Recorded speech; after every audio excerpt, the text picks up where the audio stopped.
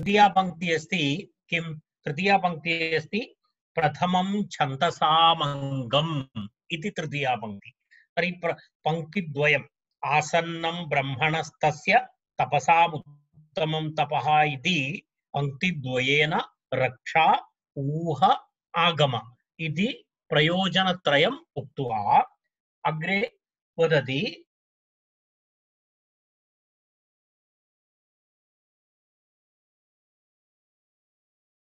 छन्दसामङ्गम् इत्युक्ते किमुक्तं तत्र मया पूर्वं प्रतिपादितं छन्दसां ज्ञानाय छन्दः नाम वेदमन्त्राः वेदाः तेषां मन्त्राणां ज्ञानाय प्रथमम् अङ्गम् इति तस्मिन् विषये किञ्चित् विवरणं करणीयं। प्रथमम् अङ्गम् इत्युक्तं शिक्षा छन्दः अनन्तरं पुनः कल्पः ज्योतिषं तदनन्तरं निरुक्तं शिक्षा अनन्तरं व्याकरणम् इति अस्ति। तत्र शिक्षा कल्प व्याकरण निरुक्त ज्योतिष इति तत्र वदन्ति। तर्हि एतेषु तत्र एवमस्ति निरुक्ते कश्चन श्लोकः अस्ति वेदपुरुषस्य एका कल्पना अस्ति। तत्र एवं कथयति छन्दः पादौ तु वेदस्य छन्दः पादौ तु वेदस्य हस्तौ कल्पोऽथ पठ्यते। किं वदति? हस्तौ कल्पोऽथ पठ्यते। ज्योतिषाम् अयनं चक्षुः निरुक्तं श्रोत्रमुच्यते। शिक्षाघ्राणं तु वेदस्य मुखं व्याकरणं स्मृतम् इति अस्ति। कथमस्ति? एषः श्लोकः अत्र पूर्णरूपेण दत्तं नास्ति, केवलं मुखं व्याकरणं स्मृतम् इति दत्तमस्ति। तत्र वेदपुरुषस्य विविध अवयवाः प्रतिपादयति। छन्दशास्त्रस्य प्रतिपादनविषयः अस्ति। किं छन्दशास्त्रस्य प्रतिपादनविषयः? गायत्र्यादि छन्दो विवेकाय। गायत्री अस्ति, तत्र भिन्न भिन्न भिन्न छन्दः भवन्ति। छन्दः नाम छन्दो विवेकाय छन्दशास्त्रं पठनीयम्। पुनः द्वितीयं किमुक्तं? हस्तः कल्पः। कल्पस्य किं कार्यमस्ति? कल्पशास्त्र कल्प इति वेदाङ्गस्य किं कार्यमस्ति इति चेत् तत्र कल्पेन किं करणीयं भवति इति तत्र वेद प्रतिपाद्य कर्म प्रयोग अनुगमनाय टीका निर्माणं कथं करणीयम् इत्यादि इत्यादि कल्पसूत्राणि भवन्ति तत्र प्रतिपादयति। तदनन्तरं किं प्रतिपादयति? चक्षुः वेदपुरुषस्य चक्षुः ज्योतिषामयनं चक्षुः इति। ज्योतिषस्य प्रयोजनं किमस्ति?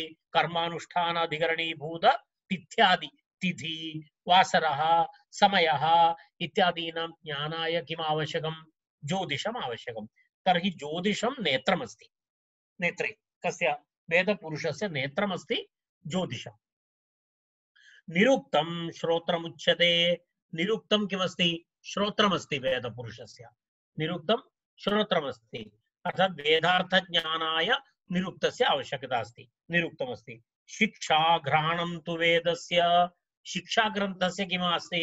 शिक्षाग्रन्थस्य उच्चारणविषयः वर्णोच्चारणविधिः शिक्षा। शिक्षा नाम किमस्ति? वर्णोच्चारणविधिः शिक्षा।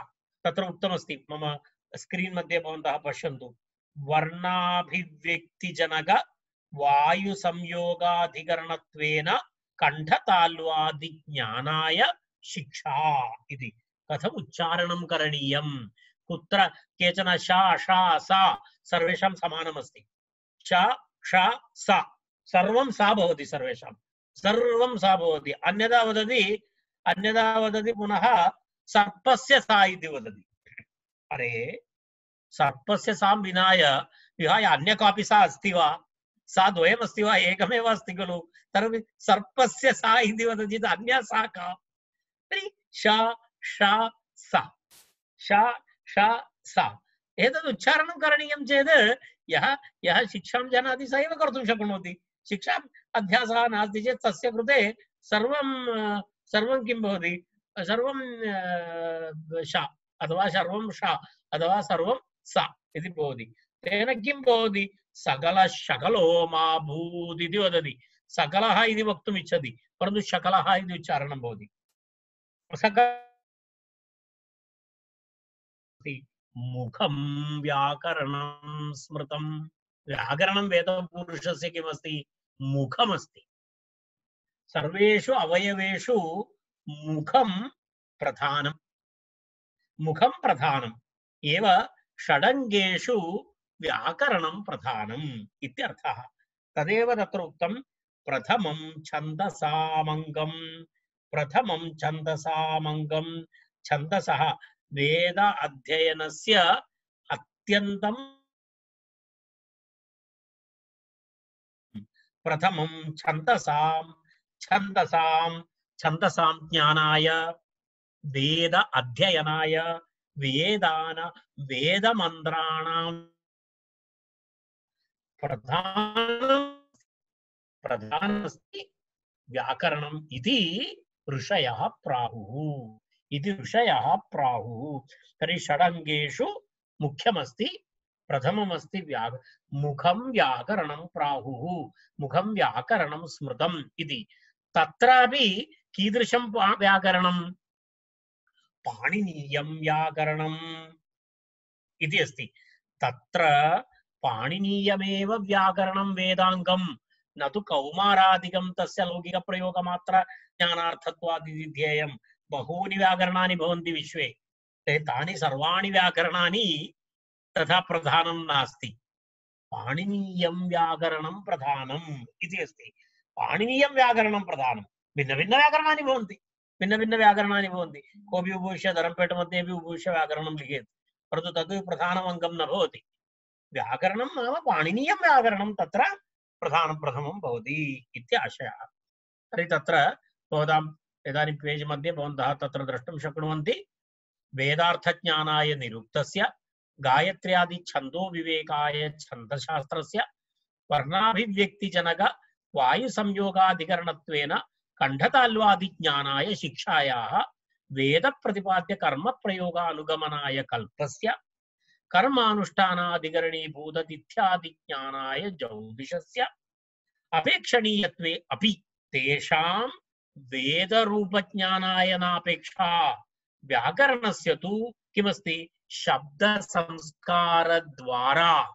ऊहादिद्वारा च वेदस्वरूपज्ञानाय अपेक्षा इति तद् आसन्नं वेदाख्यस्य तेन कारणेन तद् वेदस्य अत्यन्तं समीपवर्ती अन्य पञ्च वेदाङ्गाः तावत् समीपवर्ती नास्ति अर्थज्ञानाय व्याकरणमेव अपेक्षितम् इति आशयः तेन कारणेन तत्र तद् आसन्नं वेदाख्यस्य ब्रह्मणः वेद इति कथ्यमानस्य ब्रह्मणः अत्यन्तं समीपवर्ती अस्ति व्याकरणं तर्हि व्याकरणस्य प्रयोजनं नाम व्याकरणस्य अध्ययनेन अत्यन्तं महत्त्वपूर्णं प्रयोजनमस्ति इति अत्र प्रतिपादितम् इति व्याकरणं बुधाः व्याकरणं प्राहुः इति अभवत् तस्य अर्थात् पुनः एकवारं बुधाः अन्वयं पश्यतु बुधाः ब्रह्मणः आसन्नं पुनः किमस्ति ब्रह्मणः आसन्नम् इति उक्तं तदनन्तरं तस्य ब्रह्मणः आसन्नं तपसां मध्ये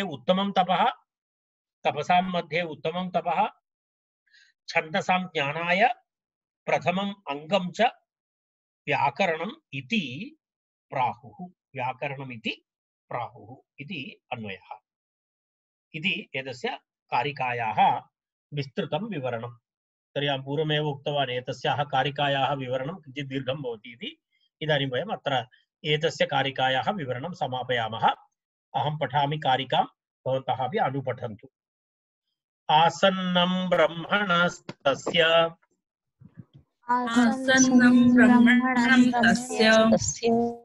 तपसामुत्तमं तपः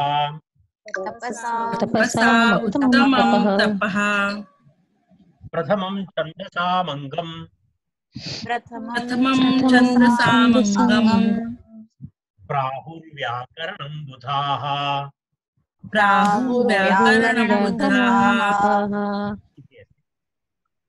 अस्तु अग्रे अग्रे गच्छामः वयम्। अग्रिमा कारिका अस्ति प्राप्तरूपविभागाय प्राप्तरूपविभागाय योवाच परमो रसः योवाच परमो रसः यत्तत् पुण्यतमं ज्योतिः यत् पुण्यतमं ज्योतिः ज्योतिः तस्य मार्गोऽयमाञ्चसः। तस्य मार्गोऽयमाञ्चसः। पुनरेकवारं प्राप्तरूपविभागाय प्राप्तरूपविभागाय योवाच परमो रसः योवाच परमो रसः यत्तत् पुण्यतमं ज्योतिः यत् पुण्यतमं ज्योतिः तस्य मार्गोऽयमाञ्चसः। तस्य मार्गोऽयमाञ्चसः। इति तत्र पदच्छेदं पश्यामः। प्राप्तरूपविभागायाः इति एकं पदं, प्राप्तरूपविभागायाः इति एकं पदं, यः वाचः परमः रसः यत् तत् पुण्यतमं ज्योतिः मार्गः अयम् आञ्जसः इति अस्ति। पुनरेकवारं पदच्छेदं वदामि। प्राप्तरूपविभागायाः यो वाचः यः वाचः परमः रसः यत् तत् पुण्यतमं ज्योतिः तस्य मार्गः अयम् आञ्जसः इति पदच्छेदः। अस्यां कारिकायां लाघवरूपं व्याकरणप्रयोजनं प्रतिपादयति। पञ्चप्रयोजनानि सन्ति खलु, रक्षा ऊह आगम लघु असन्देहः इति। तत्र लाघवरूपं व्याकरणप्रयोजनं व्याकरणाध्ययनप्रयोजनम् अस्यां कारिकायाम् अथवा अस्मिन् श्लोके विव्रियते। इदानीम् आरभ्य भवतां पुस्तके तत्र अस्ति। भवतां पुस्तके इतः परं विवरणं तत्र अस्ति।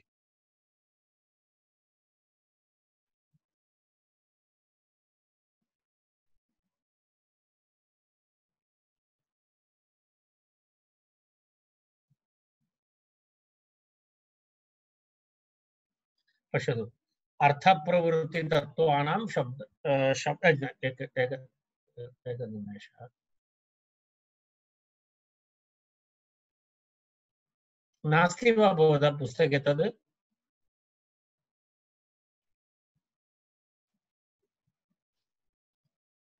एकनिमेषः।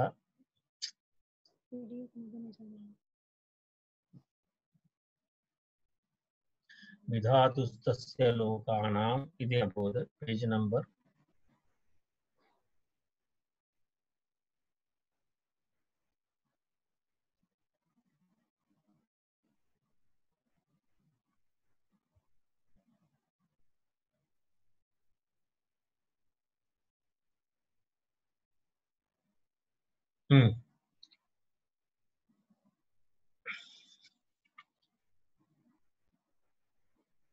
पश्यतु, इतः आरभते पुनः श्लोकपर्यन्तम् अहं तद् यद् PDF प्रेषितवान् तत्र अस्ति। श्लोकस्य विवरणं भवताम् ओरिजिनल टेक्स्ट मध्ये अस्ति। एतदस्ति भवतां पुस्तके। पेज् नम्बर् पश्यतु, 22, पेज् नम्बर् 22 अस्ति खलु? पेज् नम्बर् 22 भवताम् हस्ते अस्ति। इतः अहं विवरणं करिष्यामि इदानीं। तर्हि अन्वयं पश्यामः। तत्र प्राप्तरूपविभागायाः इति प्रथमं पदम्। प्राप्तरूपविभागायाः इति अर्थात कः अर्थः प्राप्त रूप विभागा नाम अर्थात वस्तुतः शब्दः अभिन्नमस्ति, तत्र भिन्न भिन्न भेदः नास्ति, तथापि तत्र पुनः अर्थात पश्यन्ति इति अवस्था अस्ति, तद् वयं पूर्वं पठितवन्तः, परा पश्यन्ति मध्यमा वैखरी इति। तत्र पश्यन्ति इति कृति पश्यन्ति नाभिसंस्थिता इति अस्ति, तत्र उपसंहृतक्रमः इति उक्तं, तत्र भिन्नं नास्ति, तत्र एकमेव अस्ति, परन्तु तद् उपसंहृतक्रमः अस्ति अथवा अभिन्नाद् संहृतक्रमाद् किं भवति, वैखरी पर्यन्तं यदा आगच्छति तर्हि वर्ण पद वाक्य इत्यादि रूपविभागाः भवन्ति। वस्तुतः भवन्तः पश्यन्तु, इदानीं वयम् एकदिनम् आदिनं कति वाक्यानां वयम् उच्चारणं कुर्मः, किम् एतानि वाक्यानि एवं वन बै इति अस्माकं मनसि भवति वा? तथा नास्ति, तथा नास्ति, तत्र क्रमः नास्ति। यदा वयं टेक्स्ट् बुक् मध्ये यदा एकदिनं वयं यद् वदामः, कति वाक्यानां वयम् उच्चारणं कुर्मः, तदेक पुस्तके लिखामः चेत् एक 200 पुटात्मक वही भवति, कॉपी बुक् भवति। किं भवताम् उदरे तावद् स्थानमस्ति वा, प्रतिदिनम् एक कॉपी बुक् ततः गृहे अन्तः भवति इति? तथा नास्ति, तद् वस्तुतः एक टेक्निक् अस्ति, तत्र वस्तुतः अभिन्नमस्ति, तत्र क्रमः नास्ति। तद् यदा वयम् उच्चारणं कुर्मः तदा तस्य क्रमविभागः भवति।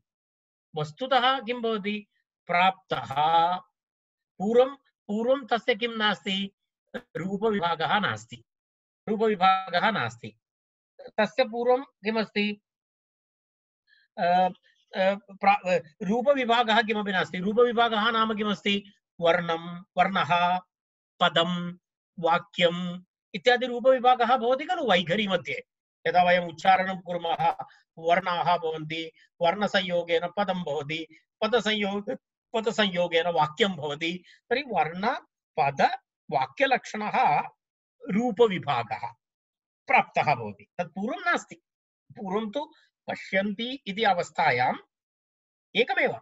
तद्दिने अहं स्टार्टिङ्ग् प्रथमदिवसे अहम् उक्तवान्, वस्तुतः यदा पक्षिणाम् अण्ड इव, पक्षिणाम् अण्डः तस्य अन्तः जलरूपेण रसरूपेण सर्वं तिष्ठति, परन्तु यदा बहिरायाति तदा किं भवति, तत्र तस्य चञ्चू भवति, नेत्रे भवति, सर्वं भवति, पङ्खः भवति, सर्वं भवति, परन्तु यदा तस्य द्रवरूपः अन्तः भवति अण्डस्य, तत्र किमपि नास्ति, तत्र केवलं जलमेव अस्ति, द्रवः एव अस्ति, कललम् इत्युच्यते, तदेव भवति।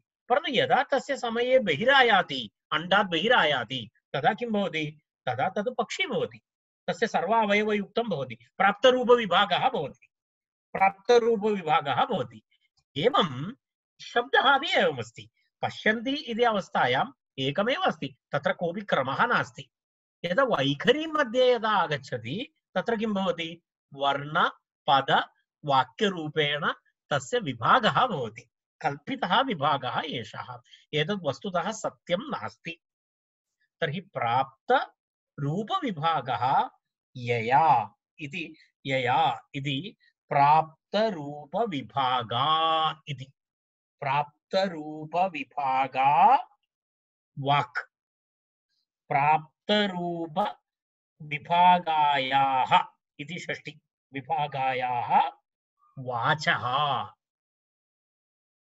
प्राप्तरूपविभागा वाक्, प्राप्तरूपविभागा वाक् स्त्रीलिङ्गमस्ति, तस्य षष्ठी विभक्ति प्राप्तरूपविभागायाः वाचः, वाचः वाचः इति शब्दात्मनः, प्राप्तरूपविभागायाः वाचः यः परमः रसः, यः परमः रसः अर्थात् तस्य सर्वोत्कृष्ट सारः इत्यर्थः। शब्दतत्त्वस्य शब्दात्मनः परमः सारः, कस्य शब्दात्मनः, प्राप्तरूपविभागस्य शब्दात्मनः, प्राप्तरूपविभागायाः वाचः, वाक् इति एकमेव अस्ति, वाक् इति एकमेव अस्ति, तस्य भेदः नास्ति, परन्तु तद् वैखरी मध्ये किं भवति, रूपविभागं प्राप्नोति, रूपविभागं प्राप्नोति। तर्हि तादृशस्य प्राप्तरूपविभागायाः यः परमः रसः, तस्य सर्वोत्कृष्टसारः किं भवति, यत् तत् पुण्यतमं ज्योतिः। तर्हि सा तादृश अत्यंत श्रुति प्रसिद्धा सा शब्दप्रभा ज्योतिः, शब्दो नाम ज्योतिः। तर्हि अस्य ज्योतिः तस्य प्राप्तये अर्थात् परमो रसः यः भवति यत् तत् पुण्यतमः पुण्यतमम् इति उक्तं, पुण्यतमं ज्योतिः, ज्योतिः नपुंसकलिङ्गं, यत् तत् पुण्यतमं ज्योतिः अर्थात् सर्वोत्कृष्टसारः यदस्ति तत् श्रुति प्रसिद्ध अत्यंत श्रेयस्कर शब्दप्रभा ज्योतिः किं भवति, तस्य ज्योतिः अस्ति तस्य प्राप्तये, प्राप्तये इति अत्र नास्ति, प्राप्तये इति अस्माभिः करणीयं। तर्हि यत् तत् पुण्यतमं ज्योतिः यः परमः रसः अर्थात् शब्दतत्त्वस्य यः सारः, शब्दात्मनः